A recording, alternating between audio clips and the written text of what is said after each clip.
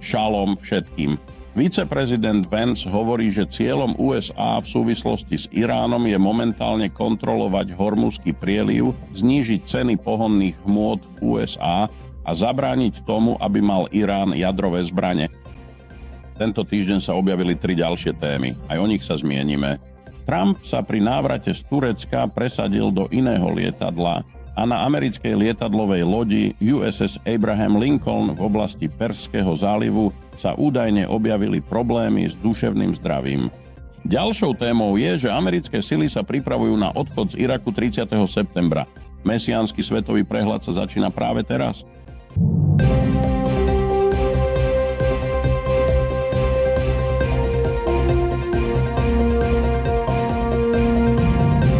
Šalom všetkým. Som Monte Juda zo služby Lion and Lamb Ministries a vítam vás pri ďalšej epizóde Mesiánskeho svetového prehľadu.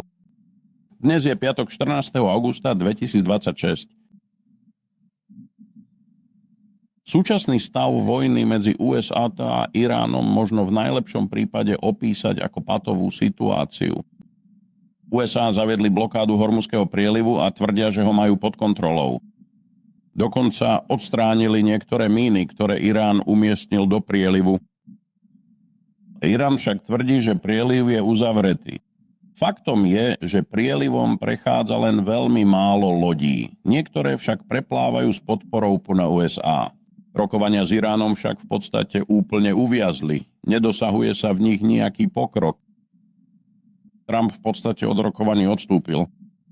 Myslím si, že sa spolieha na účinky ekonomického tlaku. Ten Irán dusí, odrezáva ho od peňazí a obmedzuje jeho schopnosť platiť vojakov a zabezpečovať ďalšie potrebné služby. Samozrejme, iránske revolučné gardy vzdorujú a vydávajú všelijaké vyhlásenia, že budú mať moc a že ju už majú. Samozrejme sú to len prázdne reči, ktorými sa obe strany navzájom časťujú. Izrael medzi tým čaká, či naň Irán zaútočí. Ak zaútočí, Izrael odpovie.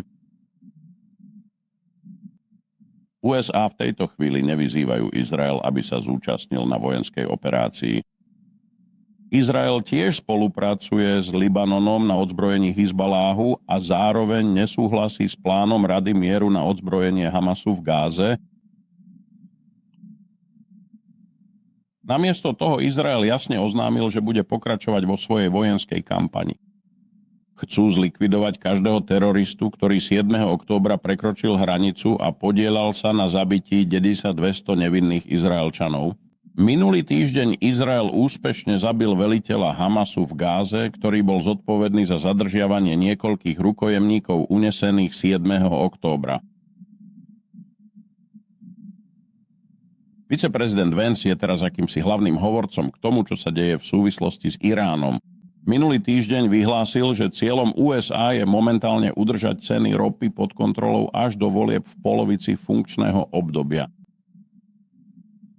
Kontrolujú Hormuzský prieliv a umožňujú prechod len určitým loďam. No cez prieliv prechádza len asi 10% lodí, ktoré by tadiaľ bežne prechádzali, a to len s pomocou USA. USA odstránili míny, ktoré tam Irán nastražil a vytvorili bezpečný koridor pre tieto lode. Mnohé lode, ktoré sa nachádzajú v Perzskom zálive, však odmietajú pokúsiť sa tadiaľ preplávať. Ide o lode nezávislých spoločností, ktoré nechcú riskovať iránsky útok. Velitelia týchto lodí sa tiež obávajú iránskych hrozieb. Samozrejme, Irán tvrdí, že prieliv je uzavretý. O iránskom jadrovom programe neprebiehajú žiadne rokovania, ale stále zostáva na programe dňa. USA vyhlásili, že Irán v budúcnosti nesmie mať jadrové zbrane. Už nepočujeme nič nové o lokalite Pickaxe Mountain, ktorá je súčasťou iránskeho jadrového programu. Namiesto toho sa v tejto veci všetko ako si utíšilo. Budeme sledovať, ako sa to vyvinie. Čo sa teda stane v novembri? Nuž, voľby v polovici funkčného obdobia budú za nami. Izrael verí, že Trump dovtedy čaká a keď sa novembrové voľby skončia, bude už v postavení dosluhujúceho prezidenta. Bude môcť urobiť čokoľvek bez ohľadu na následky. Myslia si, že Trump potom proti Iránu tvrdo zasiahne. Súvisí to aj s doplnením zásob zbraní, najmä presne navádzaných zbraní, ktorých sa v predchádzajúcom konflikte veľa spotrebovalo. Izraelské voľby budú tiež za nami. Sú naplánované na október. Možno by ste mali pozorne sledovať istého izraelského politika. Volá sa Eisenkot a v prieskumoch mu rastie podpora v porovnaní s Netanjahuom. V tejto chvíli, keď hovorím dokonca v prieskumoch, vedie pred Netanjahuom. Nedávno som urobil rozhovor s Izraelčanom Avim Lipkinom. Rozprávali sme sa o tom, kto je Eisenkot. Teraz si môžete vypočuť krátky úryvok, v ktorom ho Avi opisuje. Pokiaľ ide o Izrael, Eisenkot nie je zlý človek, ale je z rovnakého cesta ako všetci ostatní socialisti a... On bol náčelníkom generálneho štábu však. Presne tak. Náčelníkom generálneho štábu sa nestanete, ak nie ste socialista. Dobre. Tak to bolo vždy celých posledných 100 rokov. Dobre. Netanjahu má takmer nemožnú úlohu. Odstrániť tieto šialené ideológie, ktoré nie sú židovské a očistiť od nich Izrael. Nie sú židovské ani kresťanské. A myslím, vlastne nemôžem nič tvrdiť, ale prieskumy Netanjahua vždy znevýhodňujú a hovoria, že nemá dostatočnú podporu. A nakoniec je vždy premiérom, pretože tak ako 70% Ameriky tvoria kresťania, a to je základ Ameriky, Presne tak. tak aj základ Izraela je pravicový. Dobre. Myslím si teda, že aj keby podpora Netanjahua a Likudu trochu klesla, výrazne rastie počet hlasov pre iné menšie pravicové strany. Budeme musieť sledovať jeho pravicovú stranu a uvidíme, či získa dosť mandátov na zostavenie vlastnej koaličnej vlády. Stratégiou Iránu v súčasnej situácii je jednoducho prečkať tlak a udržať sa. Chcú udržať islamský režim pri moci a sú ochotní urobiť preto čokoľvek. Taký je momentálny stav na Blízkom východe vo vzťahoch medzi Iránom, čo USA a Izraelom. Tento týždeň sa však objavila aj jedna zaujímavá vedľajšia správa. Týka sa vojenských síl v oblasti Perského zálivu, konkrétne lietadlovej lode USS Abraham Lincoln, ktorá je súčasťou vojenských síl pri pobreží Iránu. USS Abraham Lincoln opustila vlani v novembri prístav v San Diegu a preplavila sa cez Tichý oceán. Pôvodne mala zamieriť do oblasti Juhočínskeho mora pri čínskom pobreží, no pre konflikt s Iránom ju presunuli do Indického oceánu a neskôr do Perského zálivu. Je teda na 9-mesačnej plavbe a pokiaľ viem, od odchodu zo San Diega nezastavila v žiadnom prístave. Celých 9 mesiacov strávila na mori. Teraz ju má vystriedať iná lietadlová loď USS George Washington, ktorá je už na ceste. Všetko sa zdá byť v poriadku. Toto je bežná rotácia. Takáto dĺžka plavby je pri lietadlovej lodi tohto typu bežná. Za posledný týždeň sa však začali šíriť správy, ktoré takmer ovládli médiá. Niektorí námorníci na palube sa pri rozhovoroch s manželkami, matkami či priateľkami údajne sťažovali na zúfalé podmienky, nekvalitné jedlo a pokazené vybavenie. Hovorili tiež, že námorníci uvažujú o samovražde a že na lodi sú vážne problémy s duševným zdravím. Dokonca sa objavila správa, že na palube vypukla bitka medzi námorníkmi a 7 z nich zahynulo. Nič z toho nie je pravda. Vôbec nič. Takzvané zúfalé podmienky znamenajú, že námorníci dostávajú 3 jedlá denne a majú dostatok vody. Spia na palandách? Pracujú síce 12 hodín denne, no to je úplne iné než podmienky pozemných jednotiek. Pre posádky lietadlových lodí a vôbec námorníkov na mori sú to bežné podmienky služby a nasadenia. Keď som slúžil v námorníctve, jedna z mojich plavieb do Vietnamu trvala 11 mesiacov. Ďalšia trvala 9 mesiacov. Absolvoval som 3 bojové plavby. Tradičné médiá sa teraz snažia zdiskreditovať armádu. Kongresmani napísali ministrovi vojny Petovi Hexetovi listy, v ktorých tvrdia, že našim námorníkom spôsobujeme najrôznejšie újmy. Robia všetko preto, aby zdiskreditovali armádu a Trumpovú administratívu. Ujasnime si teda niečo základné o vojenskej službe, najmä o službe na palube lietadlovej lode počas bojového nasadenia. Plavby zvyčajne trvajú približne 9 mesiacov. Teraz vám poviem, aké je to slúžiť ako námorník na lodi. Poprvé, námorníci sa sťažujú každý deň. To je súčasťou ich DNA. Je to súčasť ich života. Za námorníka sa ani nemôžete považovať, ak sa každý deň nesťažujete na život na lodi. K životu na lodi patrí aj množstvo kartových hier.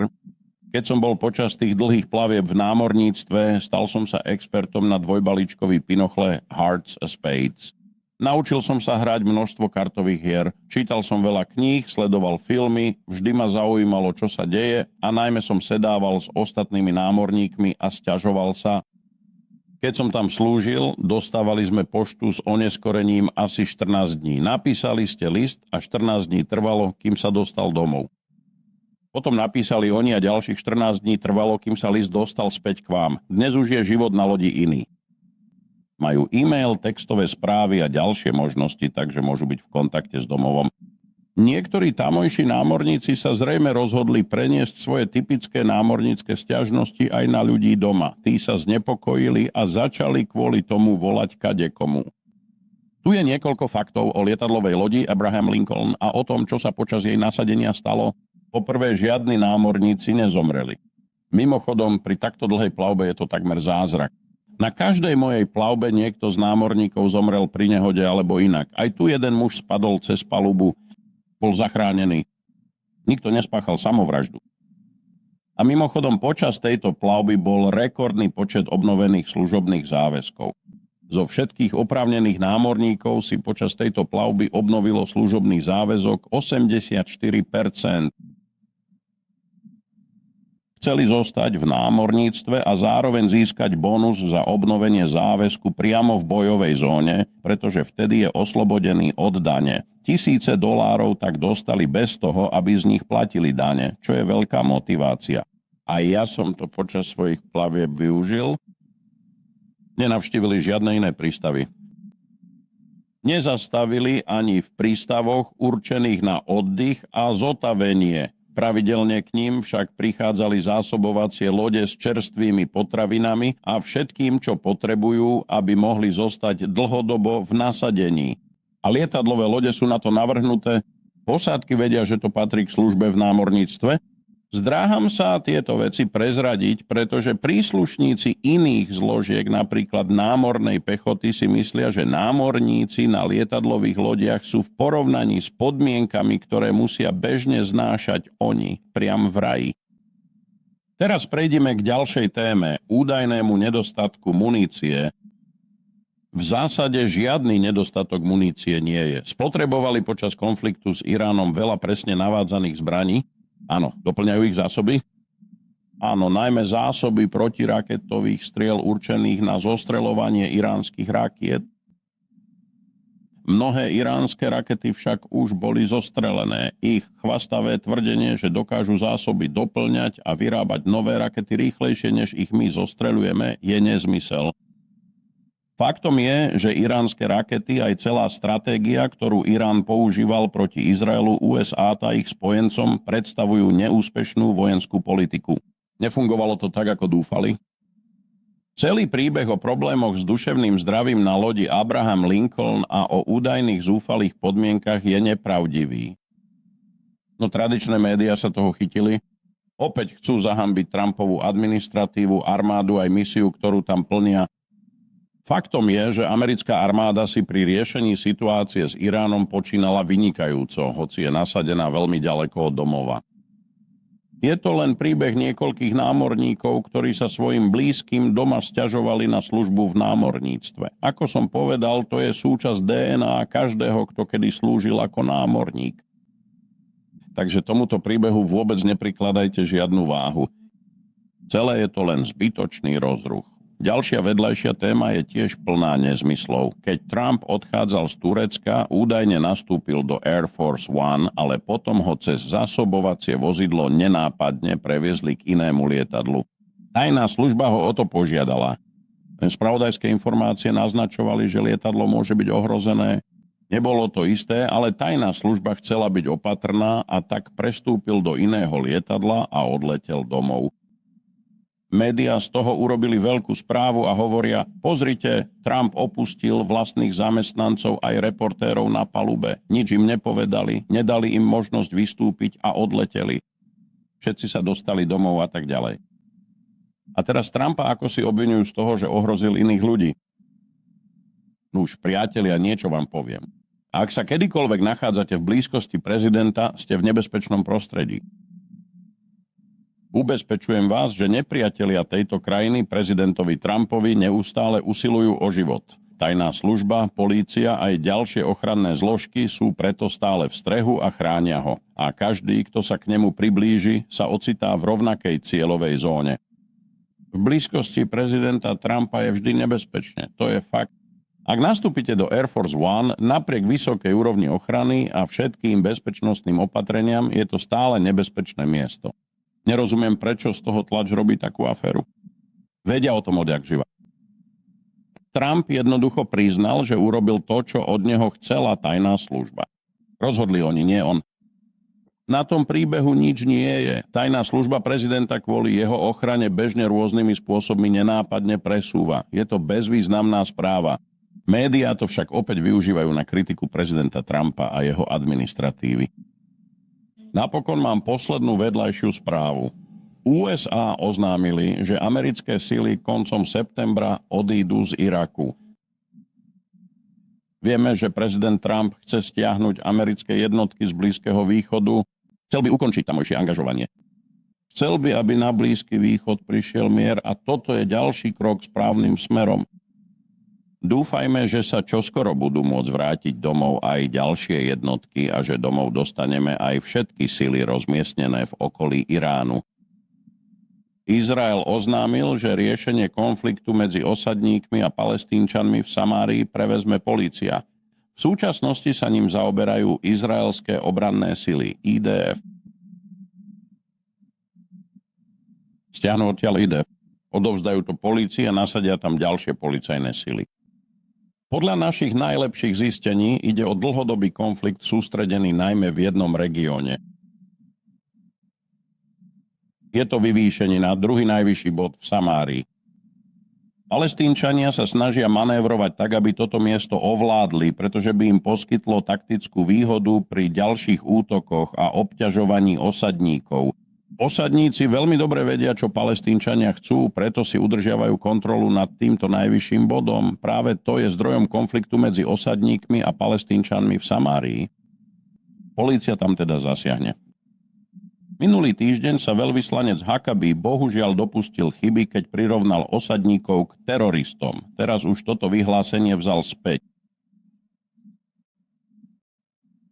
Je škoda, že tento výraz použil, pretože na Blízkom východe ide o mimoriadne výbušné označenie. V skutočnosti sa osadníci snažia chrániť iných osadníkov. Palestínčania sa usilujú ovládnuť územie, ktoré majú pod kontrolou osadníci, a to je zdrojom konfliktu. Dúfajme, že príchod polície pomôže konflikt izolovať a udržať pod kontrolou, aby sa nezranili osadníci ani Palestínčania. Musíme sa opäť modliť za Blízky východ a všetko, čo sa tam deje. Modlite sa za naše jednotky nasadené v zahraničí a v nebezpečných oblastiach, aby sa všetci bezpečne vrátili domov. Modlite sa za bezpečie Jeruzalema a za jeho pokoj. Ďakujem, že ste sledovali tento program. Dajte prosím nášmu videu like a prihláste sa na odber nášho kanála na YouTube. Ak chcete sledovať ešte viac programov bez otravných reklam, prihláste sa aj na odber nášho streamovacieho kanála Lion and Lamp TV. A všetky naše týždenné programy sú dostupné na hlavných podcastových platformách. Môžete si tiež predplatiť náš bezplatný mesačník. Tu je výtlačok aktuálneho čísla. Môžete ho dostávať v tlačnej podobe alebo si ho čítať digitálne v počítači. Stačí sa naň prihlásiť, radi vám ho pošleme. Na sociálnych sieťach môžete sledovať nás aj všetky naše týždenné programy. Budeme radi, ak sa stanete súčasťou publika našich rôznych relácií. Blíži sa koniec možnosti prihlásiť sa na tohtoročný oktobrový sviatok stánkov. Preto sa musíte prihlásiť a zaregistrovať, ak chcete na sviatok stánkov prísť. Je nám prikázané stretávať sa v spoločenstve. Nazýva sa časom radosti. Je to nádherný 8-dňový sviatok pre celú rodinu. Navštívte stránku tabernaclesevent.com. Zaregistrovať sa môžete už dnes a vám všetkým šabat šalom. Ešte raz vám ďakujem, že ste sledovali toto vysielanie